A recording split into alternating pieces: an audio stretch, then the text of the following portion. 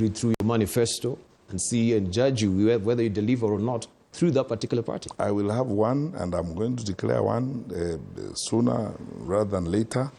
And I'm headed in that direction, but I'm going it in a very patient, structured, informed, consultative, careful manner. It's not one thing that you want to hurry to. It's an important decision to make, and all important decisions require care, caution, consultation, commitment. Thank you. That's what I'm trying to do. The Gen Z is a very important salutary effort that we've seen coming from them, a very important voice as well. I'm wondering, what do you have up your collective sleeves as far as planning for the Gen Z is concerned, even for your own political machinery moving forward? Even right now, you know, in planning what we are doing for the elections and so on, we're working with huge groups of young people and listening to them, and when we finally develop our platform, it will include heavily, and it will project the voice of young people. The discussions about Gen Z and the youth of this country, in my view, are more about voice, participation, trustworthy delivery and participation in public affairs, and obviously the question of inclusion, addressing the issues. When the country is looted, it's not only the adults who suffer the pain of it. The Gen Zs lose even more because they are the future for whom the resources of the country should mean more.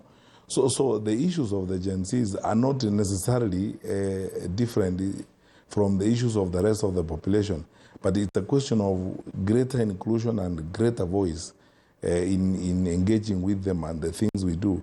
We worked on reforming the education sector in the country, worked on providing more job opportunities in the country, worked on fine-tuning and making sure that we have a better government bureaucracy that provides equitable opportunity. If we run a government that focuses more on merit than tribe and than connections and so on, everyone benefits, including the Gen Zs. And then this is what we are talking about. We want to run a government that is completely driven by meritocracy. All right, I want just to, even as we are looking forward to winding up, get a bit personal and ask you some of the things that maybe you believe in fervently as a person. First of all, if you may hark back to also your public service life, is there anything you regret in public life that you would like maybe to tender public apology over to Kenyans?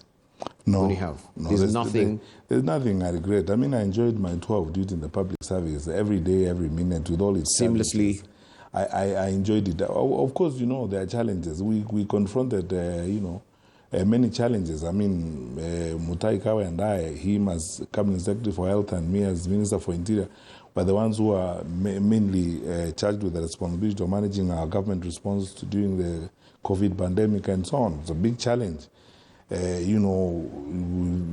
For 8 months, people forget that for 8 months I was both the Minister for Education and Minister for Interior. General Kaiseri died just before the elections, and I stayed in that post for a long time, and I was at the same time Minister for Education. So my service was fine. In fact, if there's anything that I regret that I didn't do, it's an administrative or as an assignment that President Kenyatta gave us that I feel personally, if I had an opportunity in government, something I would want to do, he had wanted us to work on establishing an institution at the Kenya School of Government for continuity of public service, training and mentorship. And we were supposed to put this up so that we can tap on the wealth of the retiring public servants to mentor and train younger public servants as a way of deepening our public service tradition and the public service culture in the country.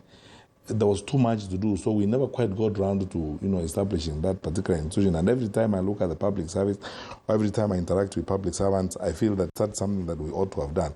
But there's nothing I regret from my public service. I mean, I enjoyed every bit of it with all its challenges, and I thank God that I had the opportunity to serve my country. Right. Yeah. Under the Big Four agenda, I think housing was a big project under Uhuru Kenyatta. And I'll ask you again, affordable housing. We've had also members from your camp saying when they get to power, they'll scrap it. We will you continue with affordable housing? Not in the manner in which it's being implemented.